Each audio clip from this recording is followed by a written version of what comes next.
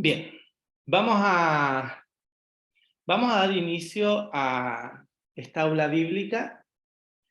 Hemos venido hablando acerca de la carta a los Colosenses. La semana pasada hablamos acerca del capítulo 1 y el capítulo 2. Hicimos una mirada, se podría decir una mirada panorámica acerca de lo que es la carta a los Colosenses, y vamos a continuar también con el capítulo 3 y 4, el día de hoy. Coincidentemente, tanto Filipenses como Colosenses tienen 4 capítulos.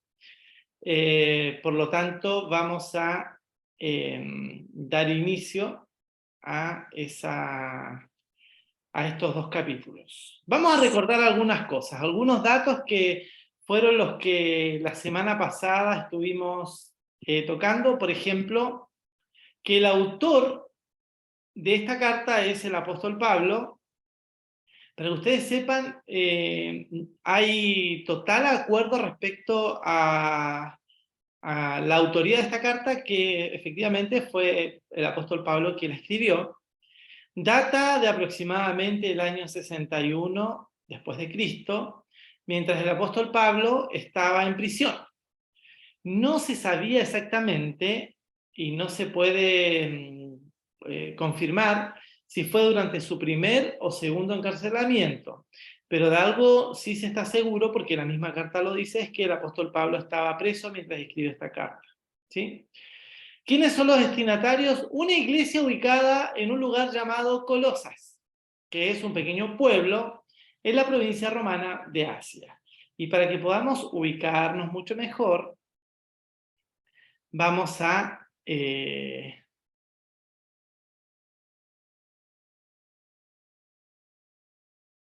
para que podamos ubicarnos un poco mejor, vamos a ahí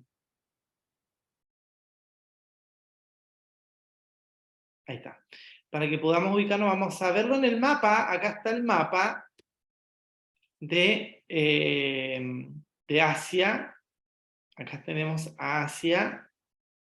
Y tenemos acá algunas de las personas que son nombradas en esta carta, perdón, de algunos de los lugares que son nombrados en esta carta, que por ejemplo la Odisea. Esta carta no solamente va dirigida a los colosenses, sino que también va dirigida a los creyentes de la Odisea, que está acá. Acá tenemos Colosenses, o Colosas mejor dicho, ahí están los colosenses, y arriba están aquellos que pertenecen a la Odisea. La Odisea es famosa porque aparece en el libro de Apocalipsis como una de las iglesias, ya cuando la escribió, una de las iglesias que era fría, y bueno, algunas características súper negativas acerca de esta iglesia. Sin embargo, a pesar de tener tantas características negativas, se les hace también un llamado a volver al amor y a la verdad. Pero nos vamos a concentrar en lo que Pablo, el apóstol, escribe a los colosenses, con, por supuesto, también una lectura también para los de la Odisea, ¿sí? Continuemos. Tema principal. Acá habían 2 temas principales, que un tema era Jesús es superior, de la carta. La carta habla acerca de que Jesús es superior, y otro tema principal es que Jesús es suficiente. Jesús es superior a todo, Jesús es superior en la creación, Jesús es el primogénito de la creación, dice esta carta. Jesús es antes que todo, y también dice que por él fueron creadas todas las cosas. Dice que Jesús es superior a los ángeles y a todo ser creado, ¿sí? Por lo tanto, si el ser humano pretende o busca adorar otra cosa que no sea Jesús, tiene que tener claro que va a adorar a alguien totalmente, infinitamente inferior a Cristo. Por lo tanto, nosotros no debemos alzar en idolatría o en adoración nada que no sea Jesús o la Trinidad, el Padre, el Hijo y el Espíritu Santo, o que sea Dios, ¿ya? Por lo tanto, nosotros tenemos que enfocar y poner nuestra vista en Jesucristo, lo máximo, lo más grande, lo superior en todo. El domingo pasado hablábamos en la reunión acerca de este Jesús que era superior a las tormentas, Había una tormenta, Jesús dormía, los discípulos en la barca, los discípulos se desesperaron, fueron a Jesús, y Jesús simplemente le dijo a la tormenta: calla, enmudece, o quédate quieta, o ya no molestes más. Y la tormenta inmediatamente se calmó y se hizo una gran paz o una gran tranquilidad en el lago en el cual los discípulos estaban navegando. Pero además vamos a abordar este tema, que Jesús es suficiente. No necesitamos nada más que Jesús. Jesús es todo lo que el hombre necesita para poder vivir, como dice por ahí, dice los evangelios. Jesús mismo dice de sí mismo, él dice: yo soy el camino, la verdad y la vida, nadie va al Padre si no es por mí. Y en otra parte Jesús dijo que Satanás vino a robar, a matar y a destruir, y Jesús dice: y yo he venido para que tengan vida y la tengan en abundancia. Es decir, Jesús es suficiente en todo. Y ustedes me van a decir: entonces no necesito trabajar. Claro que necesitas trabajar, porque Jesús también te manda a trabajar, a ti y a mí, a todos nosotros. Por lo tanto, Jesús es suficiente, y es necesario también que obedezcamos sus ordenanzas, que obedezcamos todo aquello que Él nos pide por medio de su palabra, porque Él es suficiente para nosotros. Y todo lo que Él nos pide es necesario. Jesús es suficiente son los temas que vamos a ver hoy, para bendecirnos espiritualmente. No podemos buscar una espiritualidad en otro lado que no sea en Jesucristo. Jesús es suficiente para relacionarnos en la familia. ¿Saben ustedes que a veces nosotros dejamos a Cristo en el templo o en el lugar donde nos reunimos, dejamos a Cristo en los momentos de oración, tomamos a Cristo mientras leemos la palabra, pero no tomamos a Cristo cuando nos relacionamos entre nosotros, como familia? Eso lo vamos a ver hoy también. Y también Jesús es suficiente para relacionarnos con nuestros jefes y colegas. Esto es para todos aquellos que trabajamos, sea part-time o sea de forma permanente. Jesús es suficiente en nuestra relación con nuestros jefes y colegas. Y por último, el apóstol Pablo nos llama a tener una conducta cristiana, ¿sí? Una conducta como la que Cristo nos enseña a tener. Así que vamos a partir con la primera parte, donde dice: Jesús es suficiente para bendecirnos espiritualmente. Jesús es suficiente para bendecirnos espiritualmente. La Biblia nos dice en Colosenses dos cosas: una, que estamos muertos para el pecado, y dos, que estamos vivos para Dios. ¿Dónde está esto? En Colosenses capítulo 3, versículos del 1 al 4, dice así: ya que han resucitado con Cristo. Ustedes y yo resucitamos con Cristo. Busquen las cosas de arriba, donde está Cristo, sentado a la derecha de Dios. Concentren toda su atención en las cosas de arriba, no en las de la tierra, pues ustedes han muerto. ¿Qué dice de nosotros la Biblia? ¿Qué dice el Padre? ¿Qué dice Dios? Que nosotros hemos muerto. El apóstol Pablo hace un énfasis: ustedes han muerto. ¿Quiénes? ¿Los colosenses? Sí, los que creyeron en Jesucristo. Por ende, a todos los de la fe, a todos los que creemos en Jesucristo, hemos muerto. Dice: pues ustedes han muerto y su vida está escondida con Cristo en Dios. Cuando Cristo, que es la vida de ustedes, se manifieste, entonces también ustedes serán manifestados con Él en gloria. Acá hay algunas cosas que tenemos que destacar, y de lo cual el apóstol Pablo destaca en esta carta, que es hermosa, que es muy similar a la carta de los Filipenses, y él dice: ya que ustedes han resucitado, primero nos viene anunciando todo lo que hizo Cristo en el capítulo 1 y el capítulo 2. Dice: Jesucristo es superior a todo, Jesucristo es el Señor, Jesucristo es lo más grande que hay. Y Jesucristo fue el que venció a la muerte, Jesucristo fue el que nos dio vida, dice. Cuando nosotros creímos en Él. Cuando nosotros empezamos a creer en Jesucristo, entonces, ¿qué fue lo que pasó? Automáticamente murió el yo en nosotros. Murió el tú, murió el yo, murió el vos. Murió el yo en nosotros. Murió todo aquello, o debe morir, mejor dicho, todo aquello que nace de mi propio deseo humano. Todo lo que nace de mi propio deseo humano murió.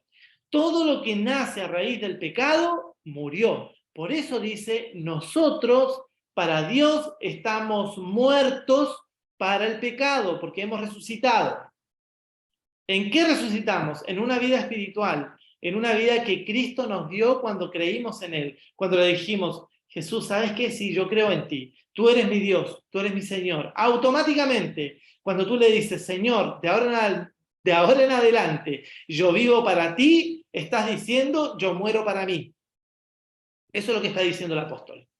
Tú has muerto y yo he muerto. Por lo tanto, si hemos muerto al pecado, este pecado no debe seguir reinando en nuestras vidas. Porque hemos creído en Jesús. Cristo nos dio vida espiritual. Y el espíritu no tiene ninguna relación con lo humano nuestro. Nada. No tiene relación lo que dice la Biblia con nuestra carne, lo que depende, lo que nace de nuestro deseo humano. Porque ahora ya no tenemos eso en nosotros, sino que ahora tenemos en nosotros la mente de Jesucristo, la vida de Jesucristo. Por lo tanto, estamos muertos al pecado y estamos vivos para Dios. Si alguno dice, no, pero ¿sabes qué? Yo no puedo dejar el pecado. Entonces has muerto para Dios y estás vivo para ti mismo. O en realidad, nunca has muerto para ti y nunca has vivido para Cristo. ¿Sí? Así que, ¿qué es lo que nosotros tenemos que hacer? Voy a bajar esto un poquito. Ahí está. ¿Qué es lo que nosotros tenemos que hacer? Morir al pecado, empezar a luchar con esta humanidad que tenemos. Por supuesto que esto no es de un día para otro, y más adelante lo vamos a ver. Dice el apóstol que estamos muertos, pero estamos vivos para Cristo. Y luego dice, como ustedes están vivos, ahora que estamos vivos, tenemos la capacidad espiritual de poner toda nuestra atención en Jesucristo. Jesucristo, aquel que está sentado a la diestra, a la derecha de Dios Padre. Ese Jesucristo que inauguró el cielo como hombre y que nos espera allá arriba. Además dice otra cosa, no solo concentren su atención en las cosas de arriba, sino que además no pongan la vista en las cosas de la tierra.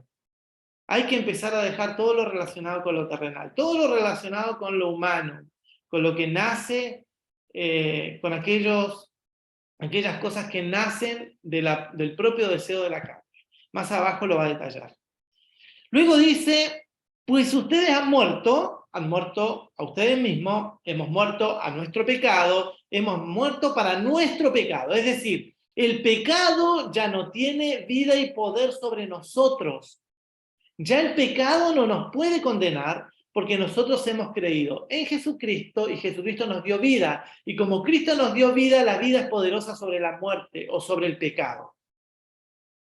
Dice, pues ustedes han muerto, y luego dice, y su vida está escondida con Cristo en Dios. Es decir, si alguien quisiera arrebatarnos de la mano de Dios primero, aunque sea el demonio más poderoso que pueda existir sobre la tierra, quiero decirte algo. Satanás no tiene el poder para quitarte de la mano de Dios, ni a ti ni a mí. ¿Por qué? Porque nuestra vida está escondida por Cristo en Dios. Sí, estamos escondidos. Nadie nos puede encontrar. Nadie nos puede arrebatar de la mano de Dios. Nadie nos puede quitar de allí. Así que nosotros tenemos que dar gloria a Dios por eso. Porque a pesar de las debilidades que tenemos, a pesar de nuestras conductas que a veces están ajenas o apartadas de lo que realmente Dios nos pide, tenemos algo que es nuestra fe en Jesucristo y debemos seguir creciendo. Y eso no nos condena. El arrepentimiento nos limpia automáticamente. Entonces, nuestra vida está escondida, dice luego, cuando Cristo, que es la vida en nosotros, en ustedes y en mí, se manifieste, entonces también ustedes y nosotros seremos manifestados con Él en gloria. En otras palabras, cuando seamos resucitados, se va a manifestar toda la gloria de Cristo en nosotros, todo el poder de Dios, y ya no vamos a estar escondidos. Ahora la gloria de Dios se va a manifestar y vamos a estar siempre con Dios. Esto un día va a pasar. Todos los creyentes todos aquellos que hemos creído en Jesucristo a través de la historia, vamos a ser manifestado este cuerpo humano, esta carne que tenemos, que se llena de rencores, de envidia, de un montón de cosas, va a morir y va a ser transformada en un cuerpo angelical, en un cuerpo distinto, en un cuerpo hermoso. Yo creo que a Dios le va a costar conmigo porque hay que superar esto. Ah, ya, eso es un poco de vanidad, ¿no? Entonces, Cristo se va a manifestar en gloria y nos va a revelar a nosotros, nos va a manifestar a nosotros. Y luego dice, por tanto, ahora nos toca a nosotros. Nosotros tenemos ahora una responsabilidad delante del Padre. ¿Por qué? Porque el Padre te dio vida, el Padre te hizo eterno en la eternidad, para la eternidad. El Padre a través de Jesucristo, te hizo participante del reino de Dios. El Padre, por medio de Jesucristo, te transformó en un hijo, a ti y a mí. Por lo tanto, ahora nuestra responsabilidad es hacer morir todo lo que es propio de nuestra naturaleza humana, todo lo que nace de la carne, como dice la Biblia, de lo humano. ¿Qué es lo que nace de lo humano? Pues el texto de Colosenses capítulo 3, versículo 5 dice, todo lo terrenal, ¿qué es? Inmoralidad sexual, impureza, bajas pasiones, malos deseos y avaricia, lo cual, la avaricia es idolatría, acá lo dice, lo cual es idolatría. Por estas cosas viene el castigo de Dios. ¿Por qué el apóstol Pablo habla de esto? ¿Por qué hace referencia a este tipo de cosas? Porque los colosenses vivían en un lugar, como lo mencioné hace un rato, llamado Colosas, y era un lugar donde existía muchísima idolatría. Y la idolatría no solamente se basaba en adorar a un dios X, sino que ese dios tenía ciertas prácticas, y esas prácticas eran de tipo sexuales. Generalmente, o mucho de esta adoración que había ahí, tenía como característica que tenían sacerdotisas, y los que querían ir a adorar a Dios podían tener relaciones sexuales con estas sacerdotisas y con estas mujeres. Por lo tanto, este tipo era como en realidad la prostitución en el tiempo de ahora, pero en ese tiempo era como una religión, ¿sí? Para que más o menos nos hagamos una idea. Y además de eso había mucha inmoralidad sexual. Y la inmoralidad sexual de aquel tiempo puede ser comparado en este tiempo al uso y práctica, o al uso de la pornografía, por ejemplo, al uso o al consumo, en este caso, de pornografía, el consumo o la habitualidad de juntarse con prostitutas, el tener una vida sexual activa y no estar casados, por ejemplo, no estar esperando en el Señor el poder consumar esto en el matrimonio, y que eso tiene que ver con impureza, ¿ya? No tiene que ver con inmoralidad sexual, tiene que ver con impureza, bajas pasiones, habla de malos deseos, por ejemplo, los malos deseos. Imagínense ustedes desearle mal a alguien, codiciar a la mujer del otro, o estando en una relación seria, estar mirando para el lado, sea hombre o mujer, no ser de corazón fiel, no solamente a Dios, sino a la persona que está con nosotros, o contigo, o conmigo en este caso, o yo con ella. ¿Sí? Por lo tanto, dice la Biblia que por estas cosas viene el castigo de Dios sobre los incrédulos. Y por supuesto, si algún creyente practica estas cosas, debe abandonarlas y debes dejarlas, porque ya ha sido transformado, ya han sido liberados, han sido transformados en hijos, y Dios ha hecho una gran obra en nuestras vidas. Y esto es estar vivos. Estar vivos también tiene que ver con la capacidad de luchar contra el pecado, luchar contra aquellas cosas que son inmoralidad, impureza. Luego dice, pero ahora abandonen también todo esto: enojo, ese enojo que se desborda, y ese enojo hay que abandonarlo. La Biblia dice en algún momento, airaos o enójense, pero no caigan en pecado. De alguna forma este texto tiene que ver con el hecho de que cuando tú te enojas o yo me enojo, estamos al borde del pecado. ¿Sí? No tenemos licencia para enojarnos, sino que tenemos que tener cuidado cuando nos enojamos. Porque cuando nos enojamos, existe una pérdida de control emocional y puede derivar, por supuesto, en un pecado. Por ejemplo, insulto, desprecio, menosprecio, hasta golpes, de cualquiera de las partes. ¿Sí? No solo es el hombre el que golpea en estos tiempos, la mujer también. Y no solamente los golpes son con la mano, con un combo, sino que además los golpes también son de palabras, ¿sí? Que menosprecian y hunden a la persona que está contigo, sea hombre o mujer. Por lo tanto, dice el enojo, la ira, la malicia, también hay que dejar estas cosas. El lenguaje obsceno, el doble sentido, ¿sí? Eso también hay que dejarlo de lado. Eso es lo que nos dice el apóstol Pablo. Ustedes están vivos y ustedes pueden luchar contra esto. Tienen el poder del Espíritu Santo en ustedes para dejar estas cosas de lado, para luchar. Pónganse de pie y comiencen a librar una batalla día a día. Por supuesto van a haber días que van a perder o vamos a perder.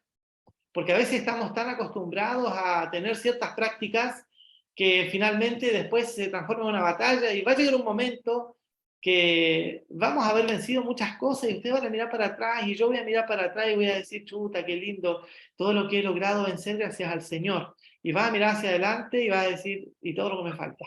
Pero este camino es así, no es para desanimarse, sino todo lo contrario. Para animarse es que hoy sí podemos luchar contra todas estas cosas, ¿sí? También dice, dejen de mentirse unos a otros. Imagínense, los colosenses vivían en todo este ambiente. El apóstol Pablo menciona todas estas cosas porque estas cosas eran las que rodeaban el ambiente de la iglesia de los colosenses. Entonces el apóstol Pablo escribe esta carta a los colosenses y les dice, también dejen la mentira. Dice, ahora que se han quitado el ropaje de la vieja naturaleza con sus vicios. Es decir, antiguamente estábamos vestidos de pecado. Estábamos vestidos de ira, estábamos vestidos de enojo, estábamos vestidos no sé, de inmoralidad sexual, de impureza. ¿Y qué hizo Cristo cuando creímos en Él? Nos quitó esta ropa y nos puso una ropa santa, una ropa limpia, nos llenó de santidad, de esa santidad que Jesucristo solo nos puede colocar. No porque ahora hagamos las cosas bien, sino porque simplemente hemos creído en Él.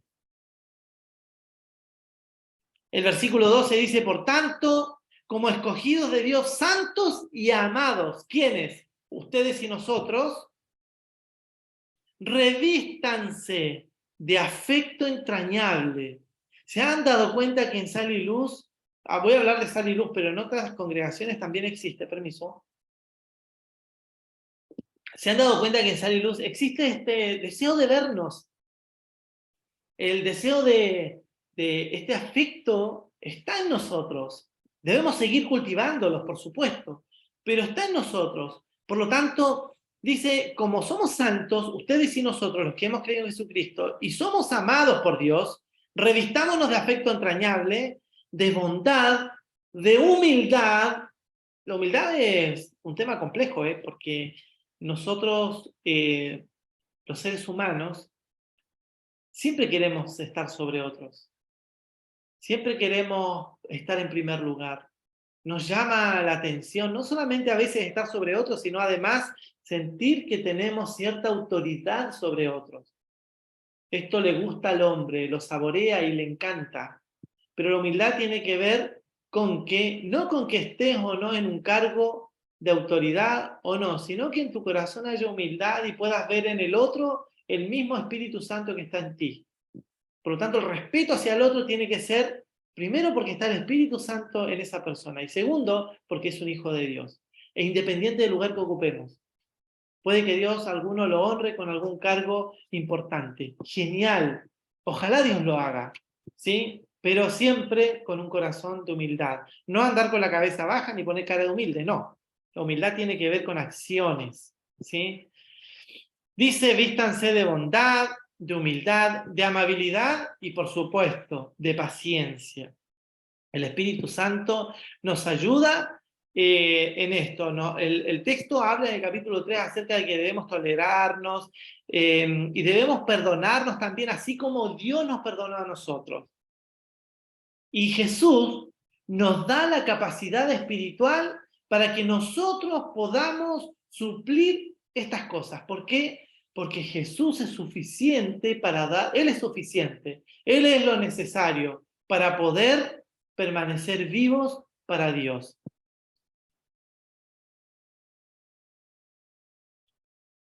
Jesús también es suficiente para relacionarnos en familia. Alguien dijo una vez que el verdadero creyente se ve en dos lugares.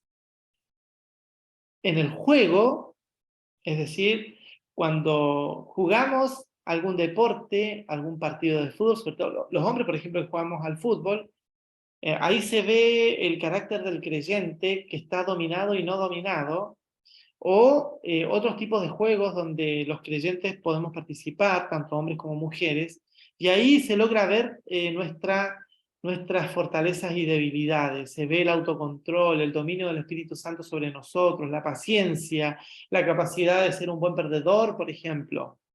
Allí se ve. Y ahí, cuando uno juega, uno puede decir cuánto ha logrado dominar sus propias emociones, pero también en la familia. La familia es la que tiene un concepto real de cada creyente. La familia es la que nos puede dar luces a nosotros de qué tan fieles a Dios somos, porque allí se manifiesta toda nuestra humanidad o espiritualidad. Y el apóstol Pablo dice que Jesús sea suficiente en sus relaciones interpersonales. Por ejemplo, esposos con esposas y esposas con esposos. Parece que fuera una redundancia, pero no es así, son dos cosas distintas. Primero, en el versículo 18, capítulo 3, el apóstol dice, esposas, esto le va a doler a las mujeres, les va a doler, pero hay que entenderlo correctamente, no con la visión que tiene el ser humano hoy respecto a estos conceptos, sino el sentido del texto. Dice así, esposas, sométanse a sus esposos como conviene en el Señor. ¿Qué tienen que hacer las esposas? Someterse a sus esposos. Duele, ¿cierto? Así, pero no es el sometimiento de esclavitud, ni es el sometimiento de humillar a la mujer. Este sometimiento tiene que ver con lo siguiente. Primero, el contexto en el que fue escrito este texto tiene que ver con el hecho de que en el tiempo en el que vivían los colosenses y toda esa región, las mujeres eran, primero, que no estaba de moda el divorcio, ¿sí? Sobre todo entre los griegos.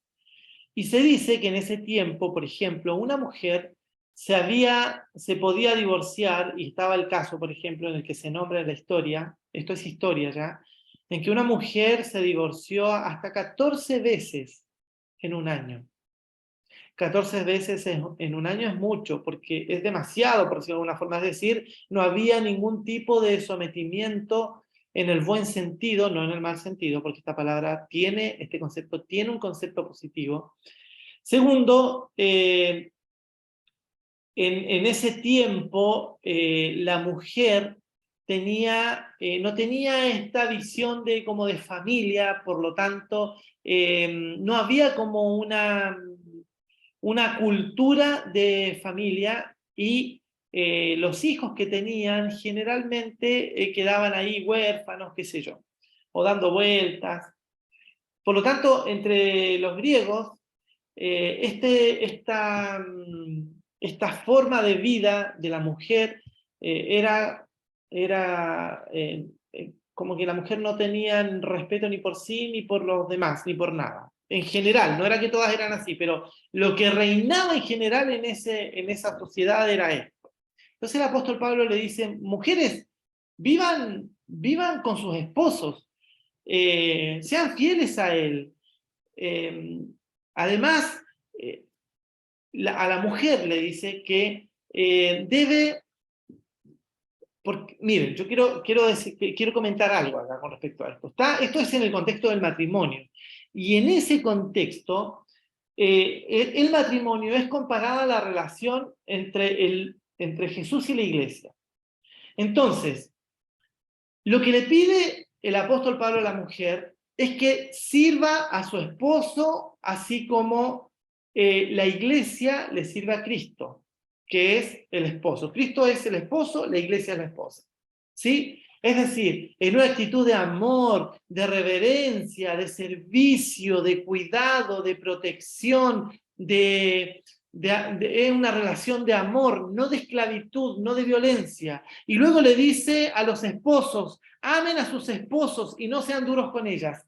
En la carta a los Efesios esto está mucho más claro todavía porque el apóstol Pablo le habla a los Efesios y le dice que el hombre debe amar a la mujer así como Jesús amó a la iglesia.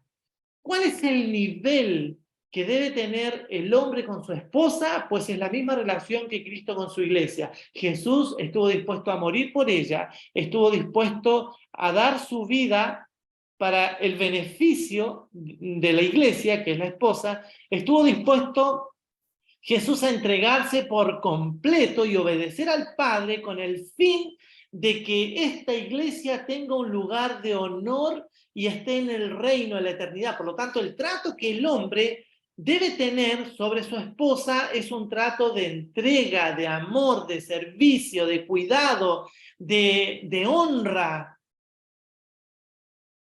Así como nosotros, así como Cristo lo hizo por la iglesia y nos dio un valor que nosotros no teníamos, el hombre debe darle valor a su esposa, respetarla, amarla.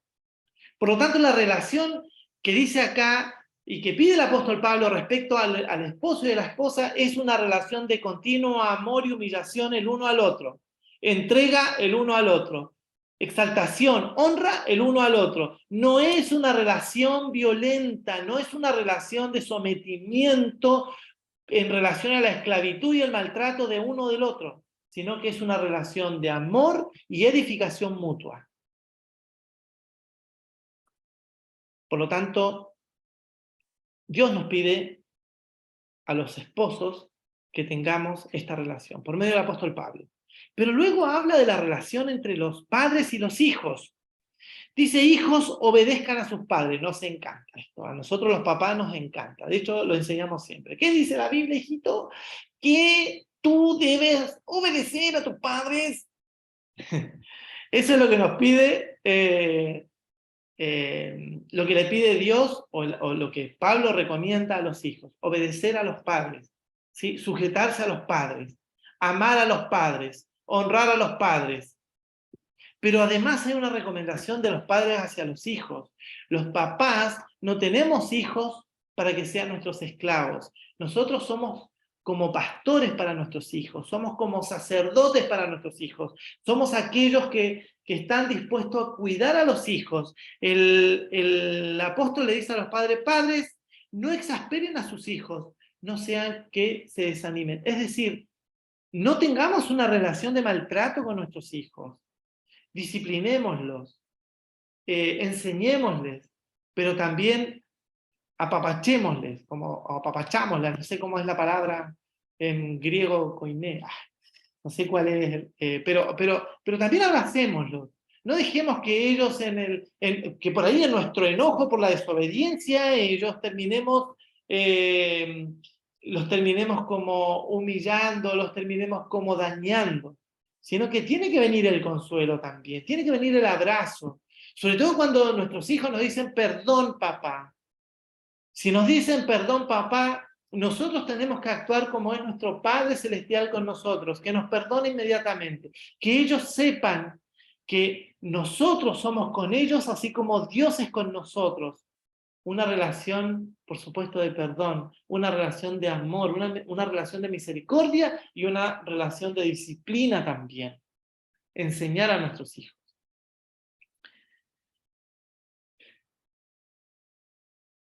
Jesús es suficiente en la relación con nuestros jefes y colegas.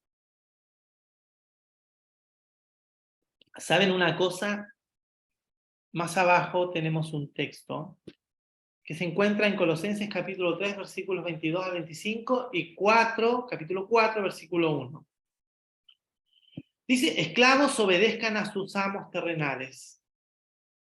¿Qué es lo que está hablando acerca de los esclavos? ¿Sí? Si nosotros tenemos que aterrizar esto, en este tiempo no existen esclavos, pero sí nos da una figura de cómo tenemos que ser nosotros como empleados con nuestros jefes. El apóstol le dice a los esclavos, o hablemos de los empleados, les dice, empleados, vamos a usar otra palabra, obedezcan en todos a sus jefes terrenales.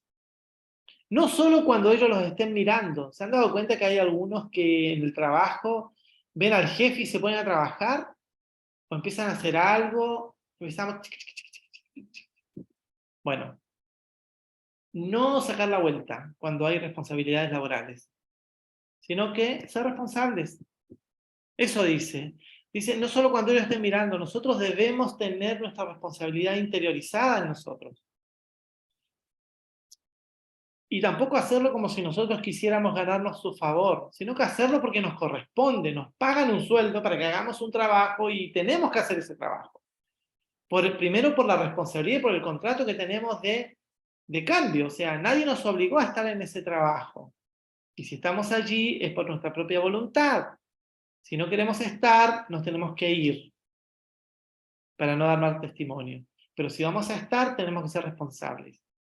Entonces, luego dice, sino con integridad de corazón y por respeto al Señor. Todo lo que hacemos en nuestras labores tiene que ser como si Dios nos está mirando. Es como si el trabajo no se lo estamos haciendo a nuestros jefes, se lo estamos haciendo al Señor. Por lo tanto, tiene que ser de calidad, tiene que ser con honra y tiene que ser con responsabilidad. ¿Sí? Con responsabilidad. Y por supuesto, si alguno de aquí es jefe, si alguien tiene algún empleado ahí a su mando.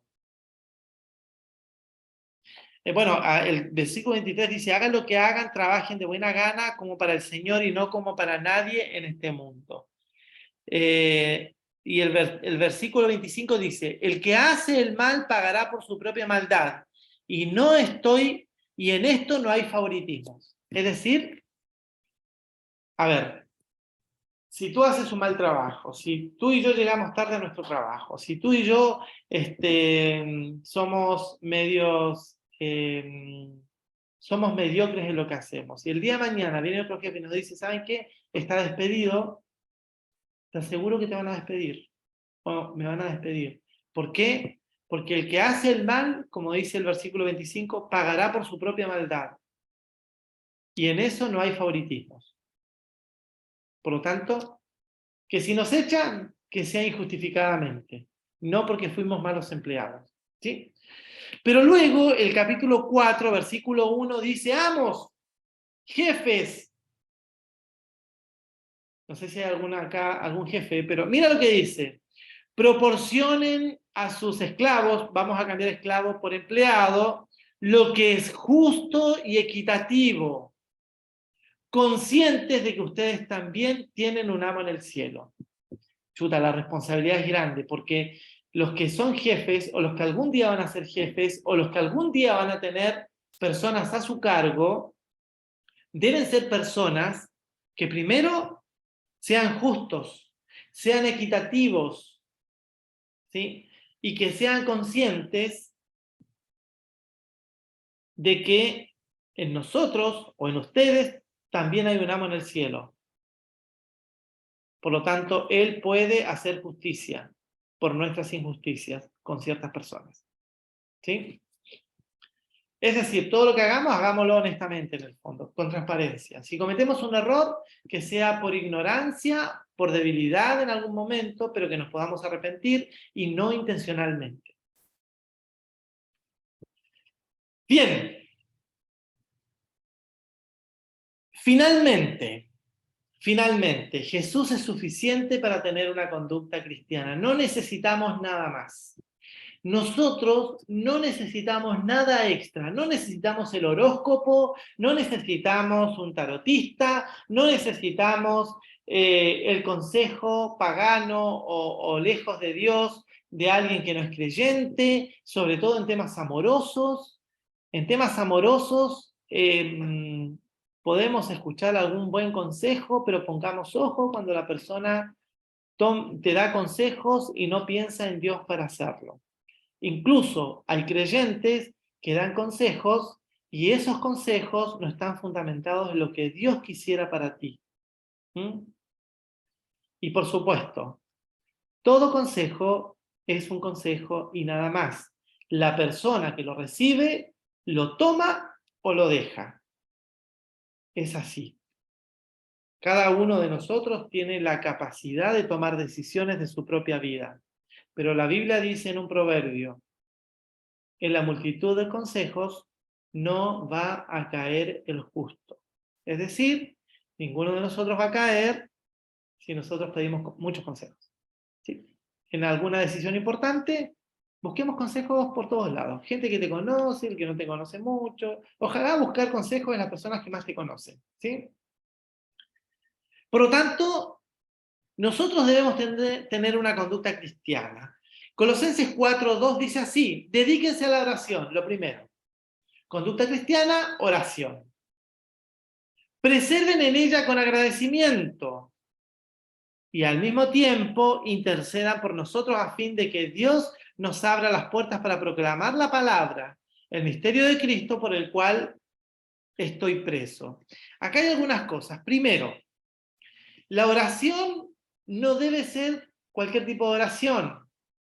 Debe ser una oración dirigida al Padre en el nombre de Jesús. ¿Ya? Padre, o cuando terminamos de orar le decimos muchas gracias Padre, en el nombre del Padre, del Hijo, del Espíritu Santo. Tiene que tener esta característica. Dice, perseveren en ella con agradecimiento, es decir, nuestra oración debe tener un momento de agradecimiento. Por algo, por muy mal que la estemos pasando, por algo debemos dar gracias. ¿Mm? Por último, gracias Señor, porque a pesar de toda mi calamidad, soy salvo. Luego dice que intercedamos por todos aquellos que predican el Evangelio. Miren lo importante que es para el apóstol Pablo la predicación del Evangelio a otros que no son creyentes, que pide que en sus oraciones haya intercesión. El creyente, en su conducta cristiana, en su conducta de decir, Cristo es suficiente en mi vida, debe orar. Debe orar con agradecimiento y debe orar para que el Evangelio corra, para que la gente conozca a Jesucristo, para que otros también conozcan a Jesús. A través de comunidad de fe, a través de invitarlos a comunidad de fe, a través de tú mismo hablarle de Jesucristo a una persona, contándole tu historia, como sea, pero el Evangelio debe correr y no debe parar. Esta iglesia, esta comunidad de fe debe ser una iglesia que no solamente vive la palabra, sino que además predica esa palabra que vive.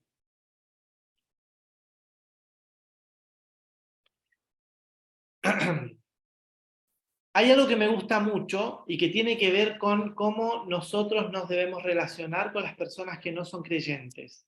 Y tiene que ver con el comportamiento que debemos tener frente a otros creyentes. Dice el texto en el versículo 5 del capítulo 3, dice, compórtense sabiamente con los que no creen en Cristo. Debemos comportarnos con sabiduría. En nosotros debe primar la sabiduría cuando nos relacionamos con otras personas. Pasémoslos bien, no seamos santurrones, no andemos tocando las nubes todo el tiempo, seamos lo que hemos sido siempre, pero ahora con la fe en Cristo y, por supuesto, con la capacidad de tener misericordia por otros, amor, preocuparnos por las problemáticas de otros y ver si podemos solucionar o suplir esa problemática. ¿Sí? Probablemente a comunidad de fe en algún momento va a llegar gente que no tiene vehículos. Pues usemos nuestros vehículos para llevarlos a sus casas, por ejemplo, o para traerlos. Esa es una buena práctica. Comportémonos sabiamente. Aprovechando, dice el texto, al máximo cada momento que tenemos. ¿Sí? ¿Para qué? Para predicar el Evangelio, para mostrar el amor, para mostrar la misericordia, para orar por otros. Aprovechemos al máximo el tiempo. Todo lo que podamos, aprovechémoslo.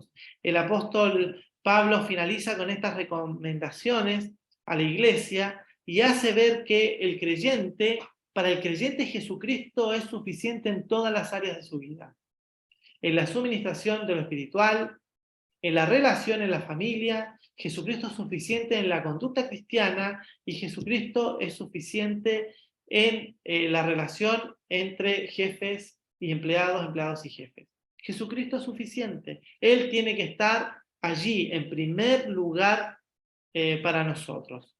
Por lo tanto, bueno, al final de la carta están los saludos finales y el apóstol Pablo se despide. Esto es una carta, por lo tanto, tiene un final, nombra a ciertas personas, como por ejemplo a Tíquico, quien es el que fundó la iglesia de los colosenses y el que trabajó también y fundó aparentemente también la iglesia de la Odisea. Por lo tanto, si bien el apóstol Pablo nunca había estado hasta este momento ahí en Colosas, sí, Tíquico es un discípulo y un representante de Pablo allí en Colosas y en la Odisea. Por lo tanto, él le agradece y lo reconoce como un servidor y colaborador. Y también, bueno, les da algunas recomendaciones, habla de Aristarco, y él dice, mi compañero de cárcel, es un creyente que está con Pablo en la cárcel, ¿cierto? Y que esta persona les manda saludos. Finaliza la carta de esta manera. Por lo tanto, para finalizar viene la siguiente pregunta en la cual nosotros debemos pensar. ¿En qué área de tu vida has visto que Jesús es o no es suficiente? ¿En qué área de tu vida has visto que Jesús es o no es suficiente? Reflexionemos en esta pregunta y pensemos, ¿Jesús es suficiente en todas las áreas de tu vida? ¿Jesús no es suficiente en algún área de tu vida o no fue suficiente en tu relación con tu hija, con tu hijo, con tu esposo, con tu novio? ¿Sí? Pensemos en esto por un momento.